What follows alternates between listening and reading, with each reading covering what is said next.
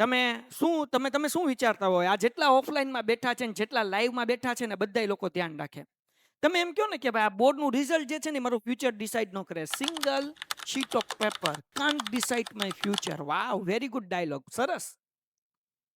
તમને એક વાત કહું, તમે જ્યારે સીટ નંબર બોર્ડની એક્ઝામનું રિઝલ્ટ હોય કે તમારો સીટ નંબર વેબસાઇટમાં નાખો અને પછી વેબસાઇટની અંદર આવે 99.10%, 99.35%, કે આ જે કંઈ પણ રિઝલ્ટ આવ્યું ત્યારે જે તમને ખુશી મળશે, તમારા પેરેન્ટ્સને જે ખુશી મળશે, એ મુમેન્ટ કરોડો રૂપિયા આપ્યા પછી પણ નહીં મળે. એ ફિલિંગ તમને નહીં મળે. એ ખુશી, એ સંતોષ છે ને તમે 5,000 કરોડ રૂપિયા આપી દો ને તો તમને નહીં મળે. 100% ગેરંટી.